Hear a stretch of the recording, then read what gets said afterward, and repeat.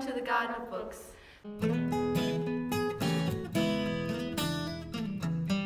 Today's video is part of a series that will be going on for this whole week, and it is to celebrate the annual CBCA Book Week, which goes from the 17th till the 23rd of August. For this week, we will be posting a video every day from the 19th till the 23rd. And if you want to look at more information about the CBCA Book Week, please check out the link in the description. So the theme for this year's CBCA Book Week is Reading is My Secret Power. And for today's first video, we'll be talking about what we think makes a good book.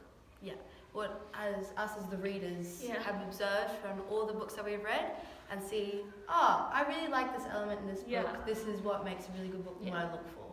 Yeah. Okay, so let's get started. Other than, of course, your favourite genre or anything else, the story has to have a good plot, a good storyline. Has to bring you somewhere. Yeah. It can't just be, I'm in the garden and I'm going to run 5 times around the tree and that's the story. It has to lead you on an adventure. Yeah. That's what I really think a good plot needs. But also with a good plot, you don't want it to have too many side things that branch off and then just end.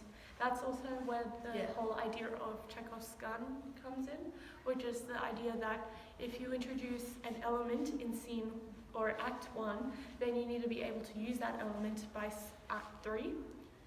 And I guess that's important for books and stories in general, because if you introduce a character or an item in like a secret item or like a special magical book or something in Act 1, you don't want it to just still be there by Act 3. Now Act 3 doesn't have to be in the same book. If it's a series, Act 3 might be in the 3rd book, but it has to be used sometime in the story. Yeah, so readers always, when they write, they don't want to write unnecessary things. So they only write what they have to write and what's important to the story. If they don't do that, if they go and start, this is how good writing comes into play. So if they start writing about, look, really descriptive, look, the fields are so nice and the flowers were this and this. If that has nothing to the story, it just bores the reader and doesn't move the story along, and you're staying in the same place and you want to move along to the end of the story with the book. So that whole thing of not branching out and staying on track is also very important. Although sometimes description can be good if it relates to the story.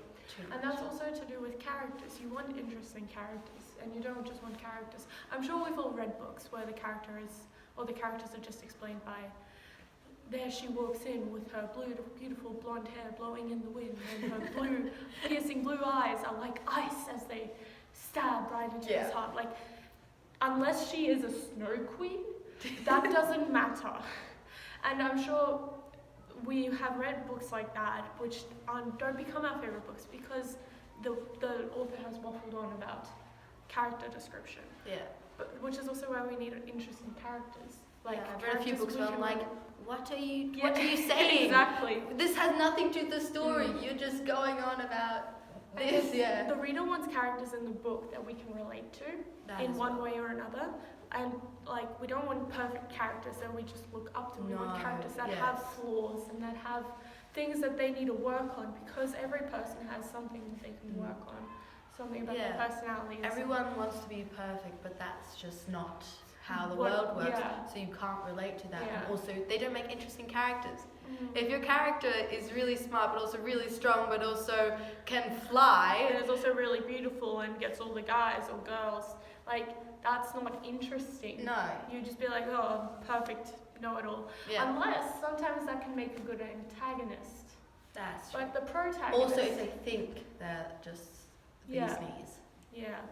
But as a protagonist, we want someone we can relate to, which means that they should... And we want them to evolve, because again with morals and everything else, you want to see how they react to certain situations and how you would react, so you want them to relate. That's a good point.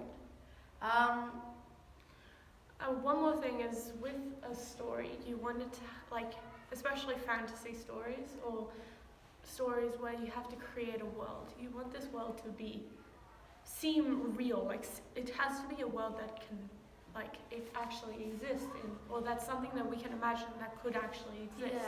A book at our librarian always talks about that you have a contract, the reader and the author, and then they make this world for you and has, of course, certain rules, otherwise anything's off limits.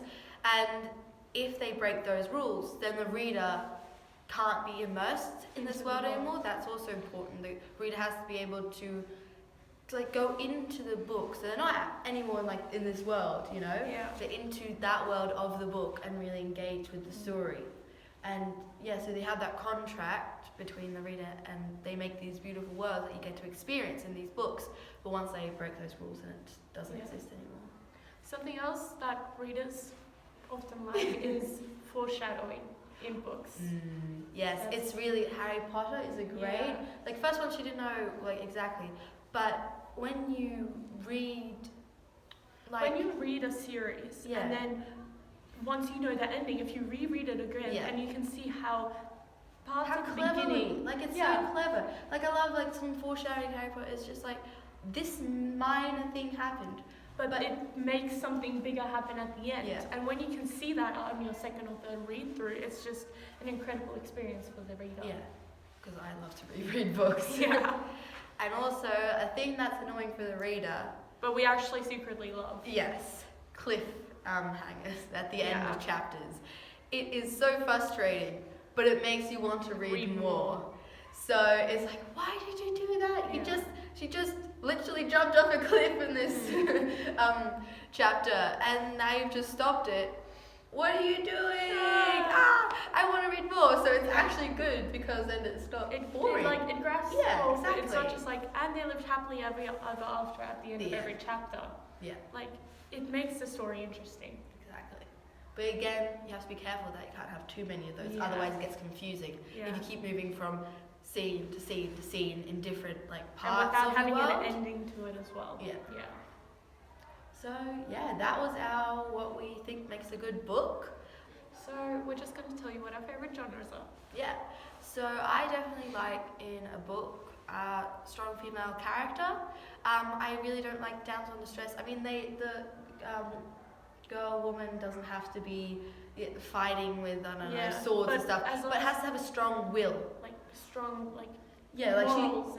Morals has to say, can be able to say no and all those things. When we say strong female character, we don't mean literally strong, buff, can lift mountains. Strong morals and strong personality. And strong will. Strong willpower, that's what makes. Exactly. Is that a genre? No, it's just something I look for within the genres, I guess you could say. So historical is always great. I've read a few of those. Generally just fantasy. What else? I can say I'm not a big fan of sci-fi. I have read a few good ones, but it just doesn't appeal to me as much. Detective stories are really good, just finding out the plot afterwards, and again foreshadowing in those stories are really good. The one tiny detail, I know the jacket was red, and then that's a huge thing. See, that's again, they've written that details for a reason. They said it was red, it's important.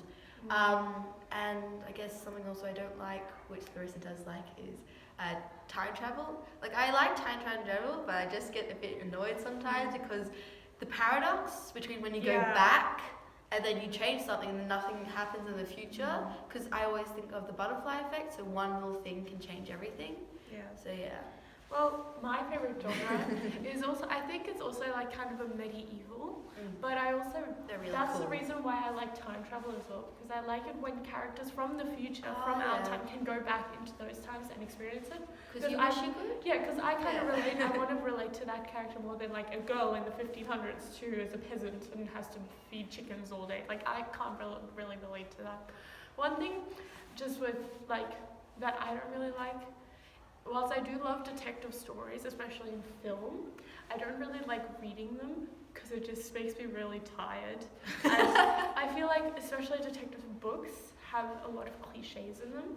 And once you've read or watched so many stories, you can kind of already guess at the beginning and kind of guess it right who it is going to be. I guess, but that's also why you have to find the good ones. Yeah. So of course there's the R.L. Stein ones that are I think probably follow a pattern. I haven't read them personally. Yeah. But there's ones like Scarlet Oak President, which also bring like, I've did a book review, that bring like a humour into it. Yeah. And those are just great. Also like spy books, I kind of like detective books, just also with a mixture of spy, which I kind of like. So yeah.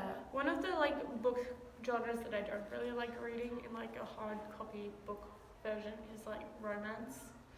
Yeah, that can be sometimes. Because it's very cliche, and I don't really like reading cliches. And also reality books I don't really like, because I feel like then I can't go into that world because I'm living in the reality. So I like escaping into a new world, which is why I like fantasy a lot. Yeah, exactly.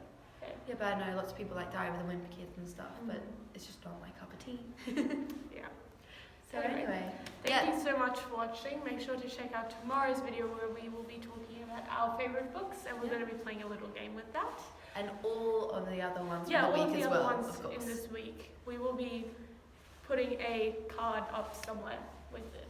Yeah, and comment down below if you think we missed anything that makes a good book for you. And make sure to like and subscribe. And the stuff, all of it. All of it. We like having you here with us. And thank you so much for watching, and we'll see you tomorrow. Bye.